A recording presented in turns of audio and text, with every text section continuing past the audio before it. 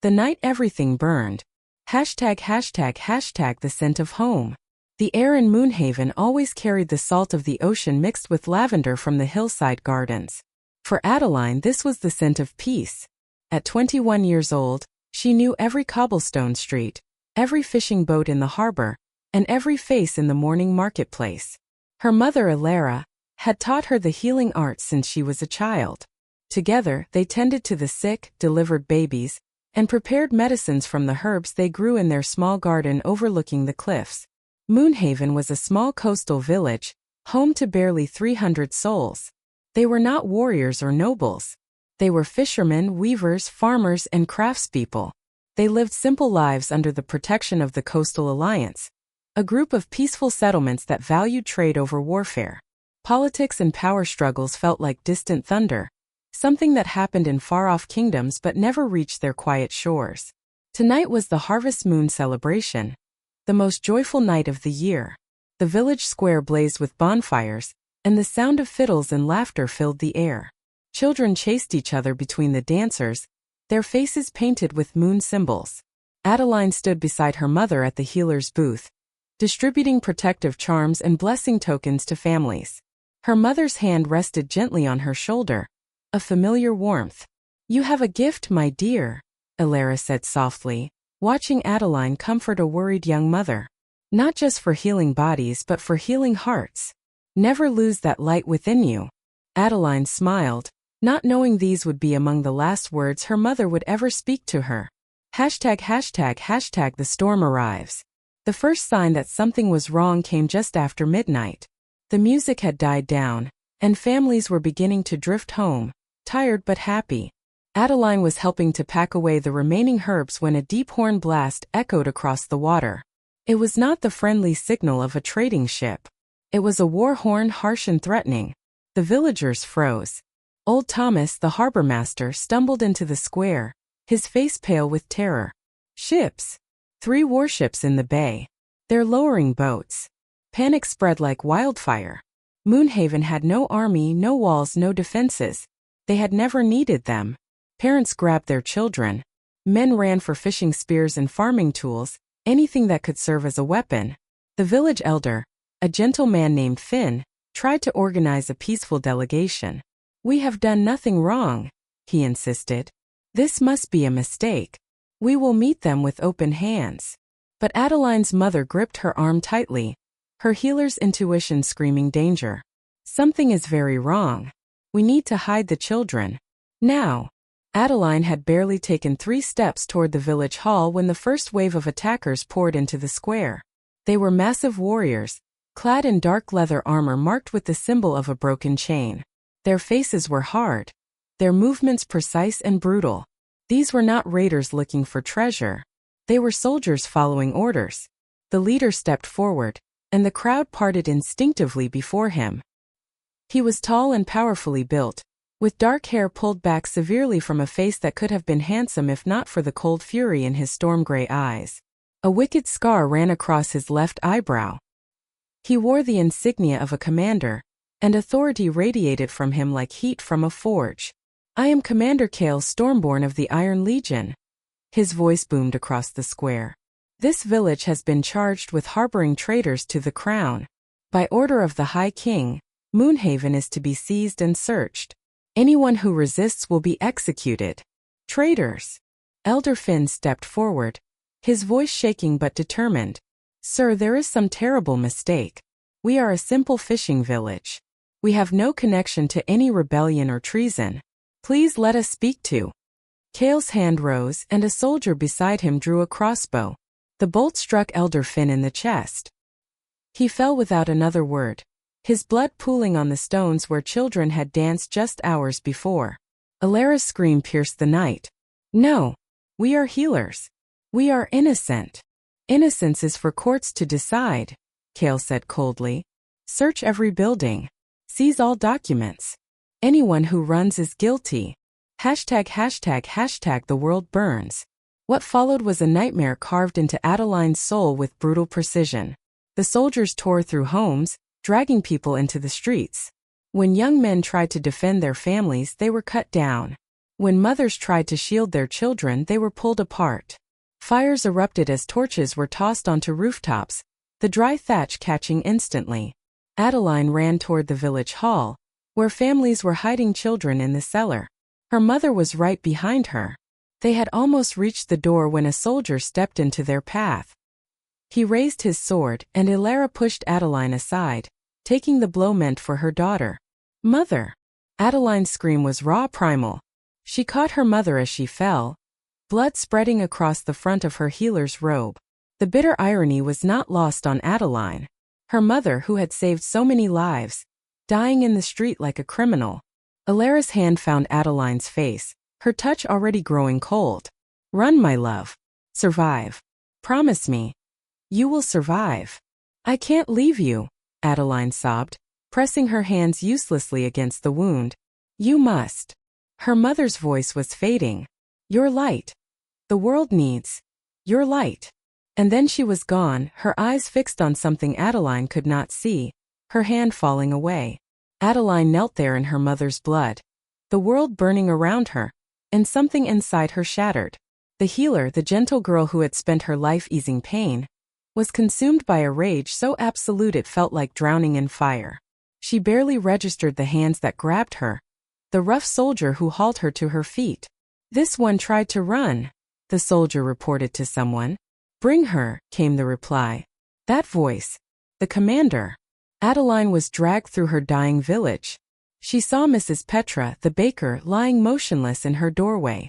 She saw young Marco, barely 16, being shackled with other survivors. She saw everything she had ever known and loved being destroyed by men who did not even know their names. They threw her down in front of Cale Stormborn. She looked up at him through tears and fury, at the man who had murdered her world. And then something impossible happened. ####, the cruelest fate. The moment their eyes met, a shock wave of energy slammed through Adeline's chest. It was not pain, though she wished it were. It was a connection, sudden and overwhelming, like a rope of lightning tying her soul to his. Every nerve in her body screamed recognition. Her senses flooded with his scent. Iron and rain and something ancient and wild. Her heart, which had been pounding with fear and rage, suddenly beat in perfect rhythm with another. No. The word was a desperate whisper in her mind. No, no, no. She knew what this was. Every child raised among her people knew the stories. The mate bond. The sacred connection blessed by the ancient moon spirits. The tie that bound two souls together for eternity. It was supposed to be the most beautiful gift the universe could give. Instead, it was a curse beyond imagination. Cale had frozen, his expression shifting from cold command to pure shock. His hand went to his chest as if he could feel the bond snapping into place, binding him to her. His gray eyes widened, and for just a moment, she saw something beneath the warrior's mask. Confusion. Horror. And then, most damning of all, recognition. He felt it too. "No," he breathed, the single word carrying the weight of absolute denial. One of his officers approached. "Commander? Should we execute this one with the other resistors?" Cale stared down at Adeline, and she watched a war rage across his features. His jaw clenched so tightly she could see the muscle jumping. His hands curled into fists at his sides. When he finally spoke, his voice was rough, forced. "No. This one comes with us. Chain her." "Sir." "I said chain her."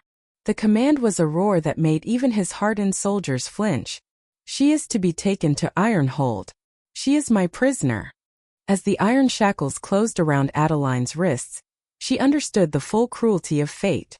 The universe had bound her soul to the monster who had murdered her mother, destroyed her village, and stolen her entire world.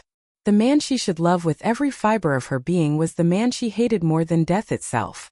And as the soldiers dragged her toward the boats, away from the burning ruins of everything she had known, Cale Stormborn stood watching her with eyes full of a torment that matched her own. The mate bond sang between them, a beautiful melody over a chorus of screams. ####, the journey to Ironhold. The voyage to Ironhold took 3 days by sea. Adeline was kept in the ship's hold, chained to a support beam with just enough slack to sit or lie down. They gave her water and hard bread, enough to keep her alive but nothing more. Other survivors from Moonhaven were imprisoned nearby. She could hear their quiet weeping in the darkness, but none dared speak. Guards stood at the entrance day and night. But it was not the chains or the guards that tormented Adeline most. It was the bond. Every moment she could feel him. Cale's presence was a constant pressure in her mind, an awareness that would not fade. She felt his turmoil, his anger, his desperate attempts to deny what had happened. Sometimes in the dead of night she felt something else. A deep, aching loneliness that made her own heart hurt, even though she hated him with everything she had. She tried to block it out, to build walls in her mind, but the bond was too new, too raw. It bypassed all her defenses. On the second night, footsteps echoed down the wooden stairs. She knew who it was before he appeared. The bond pulled tight, announcing his approach like a warning bell. Cale emerged from the shadows, a lantern in his hand. He looked haggard, as if he had not slept since the attack. He stood there for a long moment just looking at her. Adeline glared back, refusing to show weakness. "Why?" she finally asked, her voice hoarse from screaming and crying. "Why did you murder my village?" Cale's jaw tightened. "Your village was harboring traitors. Documents proving a plot against the crown were found in Moonhaven. We had orders." "Lies," Adeline spat. "We were fishermen and healers. We had no connection to any rebellion. The evidence was clear." "Then your evidence was false." She lurched forward as far as her chains allowed. "My mother was a healer. She saved lives. The baker, the children, the elder who you murdered in cold blood. They were innocent. You killed them for nothing." Something flickered in his eyes. Doubt perhaps, or pain. But it was gone in an instant, replaced by the cold mask. "I follow my orders. I protect the kingdom." "You follow orders to slaughter children?" Adeline's voice broke. "What kind of monster are you?" "The kind the world made me," Cale said quietly. His hand rose as if to reach toward her, but he caught himself and let it fall. "The kind who learned that mercy is weakness and trust is a luxury that costs lives." "And what about the bond?" Adeline demanded, hating the tremor in her voice. "The universe made us mates. Does that mean nothing to you?" Cale's expression hardened into something bitter and painful. "It means everything. And it means nothing. The spirits have a cruel sense of humor, binding my soul to the one person I can never have." "Then break it," Adeline said desperately. "Reject me. Let me go. I would rather die than be tied to you." "I cannot." His voice was barely above a whisper. An alpha commander cannot reject his mate without losing his position and his honor. "And I will not abandon my duty, not even for this." He gestured between them, at the invisible thread that connected their souls. He turned to leave, then paused at the stairs. "You will be safe at Ironhold. You will be given quarters and treated well. That is all I can offer you." "I want nothing from you," Adeline said coldly, "except justice for my people." Cale climbed the stairs without looking back, but Adeline felt his anguish through the bond, a pain that almost matched her own. Almost. But never quite. #Ironhold Fortress. Ironhold was a fortress carved into a mountain, all sharp angles and dark stone. It loomed over the valley like a predator watching prey. Unlike the warm colors and open spaces of Moonhaven, everything here was gray, cold, and designed for war. High walls, iron gates, and guard towers marked every entrance. This was a place built not for living but for survival. Adeline was taken through a side entrance, away from prying eyes. The guards were efficient and silent, leading her up countless stone stairs until they reached a tower room. When the heavy door swung open, she was shocked by what she saw. It was not a cell. It was a chamber furnished with a large bed, a desk, a wardrobe, and even a fireplace. Thick rugs covered the stone floor, and tall windows overlooked the valley below. The windows had iron bars, and the door would be guarded, but it was a cage dressed as luxury. "The commander has ordered you be treated as a guest," the guard said stiffly. "Food will be brought 3 times daily. You may request books or supplies for needlework. You are not permitted to leave this room without escort." Adeline said nothing. She walked to the window and looked out at the world beyond her prison. In the distance, she could just barely see a smudge of smoke on the horizon. the direction where Moonhaven used to be. When the guard left and locked the door, Adeline finally allowed herself to collapse. She curled up on the floor beside the bed, not in it, and she wept. She wept for her mother, for her village, for the life that had been stolen from her. She wept for the impossible cruelty of being bound to the man who had caused all this pain. But even as she wept, a small hard seed began to form in her heart. It was not despair. It was not even hate, though hate was there in abundance. It was purpose. Cale Stormborn thought he could lock her away and forget about her. He thought he could ignore the bond and continue his life as if nothing had changed. But he was wrong. She would not break. She would not fade into the shadows of this cold fortress. She would survive, and she would find a way to make him answer for what he had done.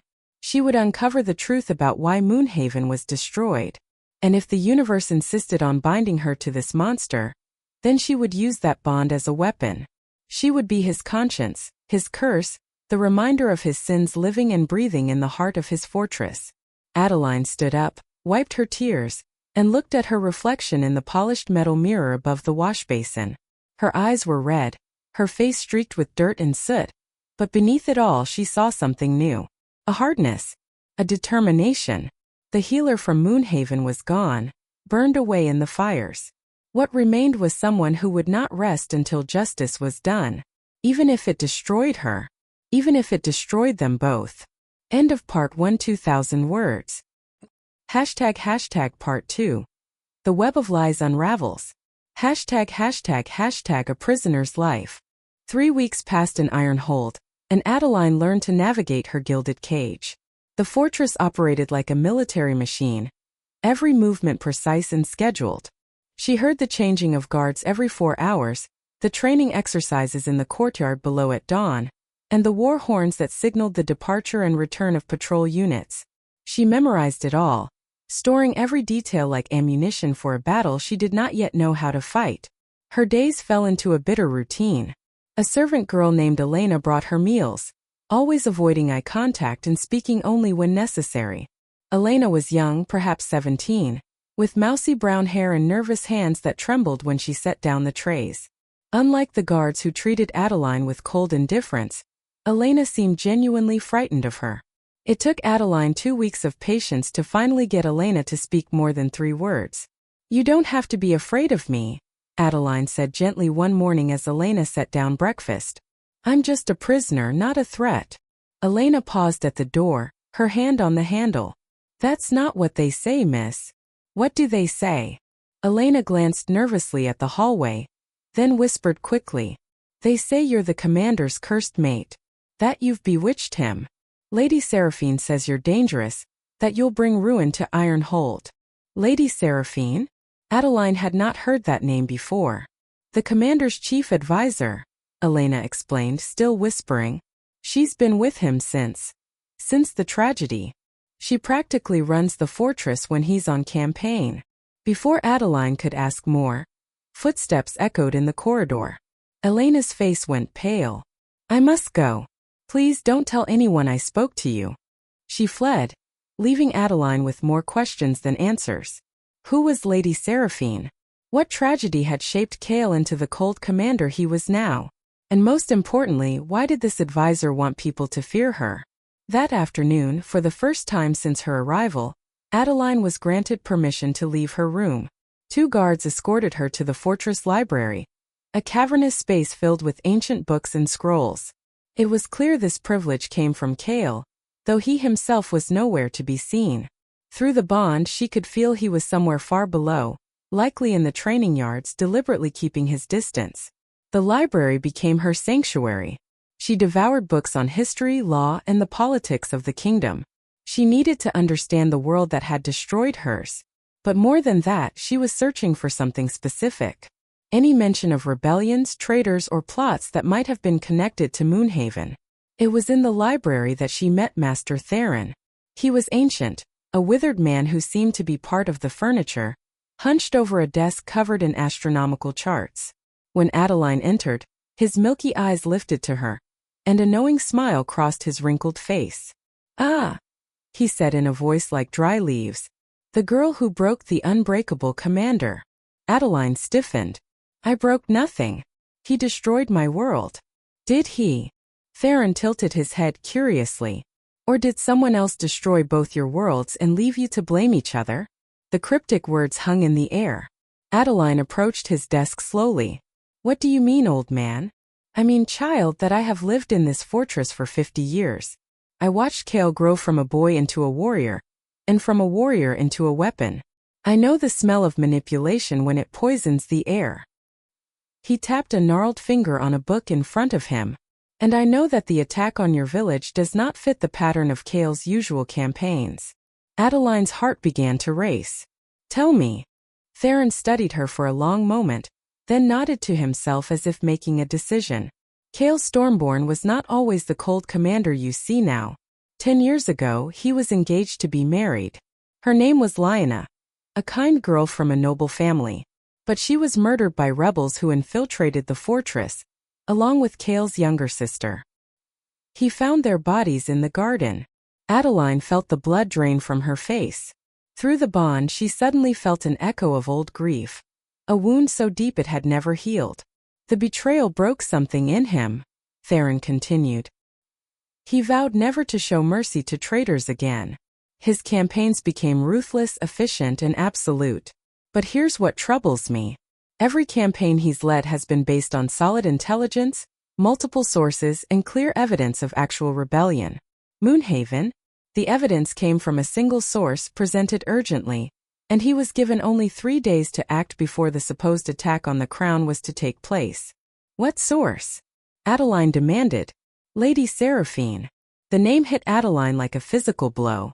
The same woman who had told the servants that Adeline was dangerous. The same advisor who had been with Kale since his tragedy. She's been his closest counselor since Lyanna's death, Theron said quietly. She's intelligent, ambitious, and completely devoted to him. Or so everyone believes. You don't believe it. I believe people are rarely what they seem, child. Especially people who position themselves as indispensable. He pushed a book across the desk toward her. This is a record of land claims in the coastal regions. Read the entry for Moonhaven. Then ask yourself who benefits from your village's destruction. #### seeds of doubt. Adeline took the book back to her room and read it by candlelight late into the night. What she found made her blood run cold. Moonhaven sat on land that had been disputed for decades. The Coastal Alliance claimed it, but so did the Iron Crown, the kingdom Kale served. However, according to ancient treaties, the land could only be claimed by the crown if the current occupants were found guilty of treason. Otherwise, it would remain neutral territory. But there was more. Beneath Moonhaven's cliffs ran veins of starstone, a rare mineral used to forge the strongest weapons and armor. The deposit had been discovered only 6 months before the attack, and the discovery had been reported to the Crown's Ministry of Resources. Someone had wanted that land and its riches, and they had needed Moonhaven's people branded as traitors to take it legally. Adeline's hand shook as she turned the pages. Her village had been murdered for rocks, for weapons, for greed. The next revelation came from an unexpected source. Among her mother's belongings that had been brought from Moonhaven was a small leather journal Adeline had never seen before. It had been hidden in a secret pocket of her mother's medicine bag. Inside were notes in her mother's neat handwriting, but these were not healing recipes. They were observations. *3rd merchant ship this month flying crown colors but refusing to dock properly. Crew looked military, not traitors. Marco saw them unloading crates in the caves after dark. Why would crown soldiers need to hide cargo in our waters? Elder Finn received another letter from the crown's ministry, demanding we declare full allegiance. But we've always been neutral. Why the pressure now? Something feels wrong. Lady Seraphine visited today, claiming to be on crown business. She asked detailed questions about our defenses, our population, our resources. I told her we had none of these things worth noting. She smiled, but her eyes were cold. I don't trust her. The final entry was dated just 1 week before the attack. Finn showed me the evidence they claim we're harboring. Documents supposedly found in our warehouse. But I know every crate in that warehouse. These appeared overnight. Someone is framing us. I tried to send word to the capital, but our messenger never returned. We're running out of time. If anything happens to me, Adeline must know the truth. We are innocent. Asterisk. Adeline pressed the journal to her chest, tears streaming down her face. Her mother had known. She had seen the trap closing around them and had tried to fight it. And she had died trying to protect the truth. ####the dangerous game. Armed with this knowledge, Adeline knew she had to act carefully. She could not simply accuse Lady Seraphine without proof that would convince Cale. He had trusted this woman for 10 years. The bond between them was raw and volatile enough without adding accusations he would see as desperate lies. But she had allies now. Elena, once she understood that Adeline was not a threat, became a valuable source of information. The servant girl knew every rumor, every whisper that passed through Ironhold's halls. And Master Theron, in his quiet way, helped Adeline access documents and records that should have been far beyond a prisoner's reach. Lady Seraphine has been expanding her influence, Elena whispered one evening as she cleared Adeline's dinner tray. She's convinced half the military council that the commander has become unstable since you arrived. They say the mate bond has compromised his judgment. Has his judgment changed? Adeline asked. Elena bit her lip nervously. He's been reviewing old campaign reports. He's asked questions about Moonhaven that he never asked before. And he's been avoiding Lady Seraphine's War Council meetings. She's not pleased. That night, Adeline felt a surge of turmoil through the bond. Cale was close by, perhaps in his own chambers just down the corridor. His emotions were a storm of confusion, anger, and something that felt like guilt. She closed her eyes and for the first time she did not try to block the connection. Instead, she let herself feel what he was feeling. Doubt. Deep, corrosive doubt that was eating away at his certainty. He was beginning to question Moonhaven. The thought had barely formed when her door burst open. But it was not Cale who entered. It was Lady Seraphine. She was beautiful in a cold, sharp way. Tall and elegant, with silver blonde hair pulled into an elaborate style and ice blue eyes that assessed Adeline like a merchant appraising damaged goods. She wore a gown of deep crimson that spoke of wealth and power, and a pendant shaped like a broken chain hung at her throat, the symbol of the Iron Legion. So, Seraphine said, her voice smooth as silk and twice as dangerous, you're the little healer who has managed to bewitch our commander. Adeline stood slowly, refusing to be intimidated. I've bewitched no one. The mate bond is not something either of us chose.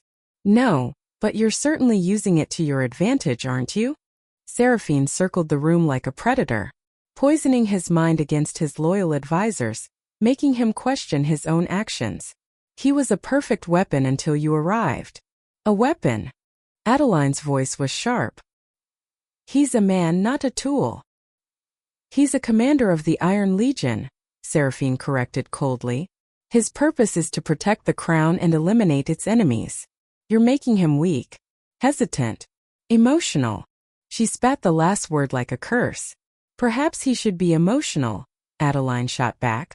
Perhaps he should question orders that send him to slaughter innocent people. Seraphine's smile was like a knife edge. Innocent? Your village was harboring traitors. I found the evidence myself. You found it, Adeline repeated slowly, letting the words hang. How convenient. Something flickered in Seraphine's eyes. A flash of calculation quickly hidden. What are you implying? I'm implying that evidence can be planted, that documents can be forged, that a village full of fishermen and healers made a very convenient target for someone who wanted their land and their resources. Careful, girl. Seraphine's voice dropped to a lethal whisper. Accusations of treason are dangerous, especially from someone in your position.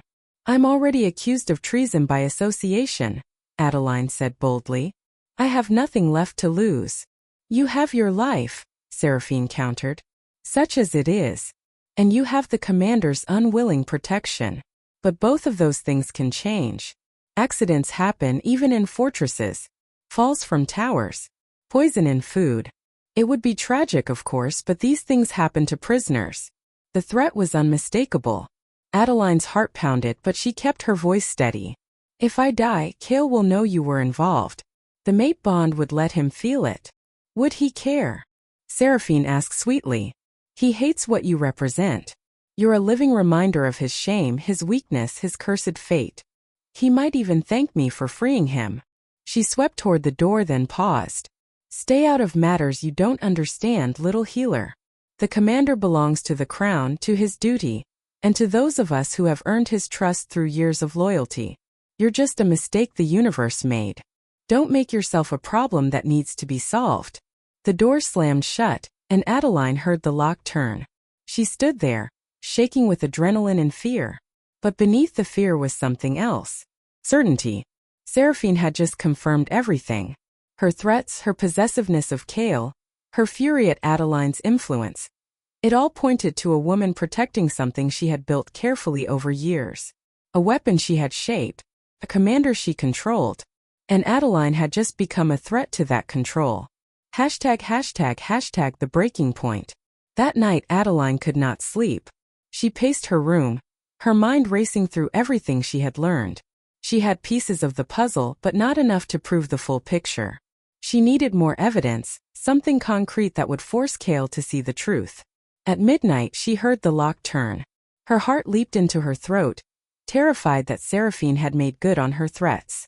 But when the door opened, it was Cale who stood there. He looked haggard, as if he had not slept in days. His usual rigid control was frayed at the edges. He stepped into the room and closed the door behind him, and for a long moment, they just stared at each other. Through the bond, Adeline felt the war raging inside him. Duty versus doubt. Loyalty versus truth. Hatred versus the undeniable pull that drew him to her. I've been reviewing the Moonhaven reports, he said finally, his voice rough. Something doesn't fit. Adeline's breath caught. What doesn't fit? The timeline. The evidence. The urgency. He ran a hand through his dark hair, a gesture of frustration she had never seen from him. I've led dozens of campaigns against actual traitors. The intelligence is always thorough, verified by multiple sources, cross-referenced. Moonhaven was different.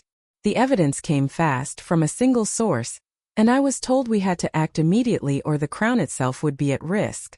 Who told you that? Adeline asked, though she already knew. Seraphine. The name seemed to pain him. She's been my most trusted advisor for 10 years. Since Lyanna died. She helped me rebuild after that betrayal. She's never steered me wrong. Or she's been steering you exactly where she wants you to go, Adeline said gently. She pulled out her mother's journal and the land records. Look at these. Really look at them. Cale took the documents with hands that were not quite steady. She watched his face as he read, saw the moment comprehension dawned, then horror, then fury. His hands began to shake. The Starstone deposits, he whispered. I was never told about Starstone. Seraphine knew, Adeline said. She visited my village months before the attack, asking questions. My mother didn't trust her. And these documents my mother hid show that someone was planting evidence in our warehouse. We were being framed and we knew it, but we couldn't stop it. Cale looked up at her, and she saw anguish in his storm-gray eyes. If this is true, if I was manipulated into destroying an innocent village, for greed, Adeline.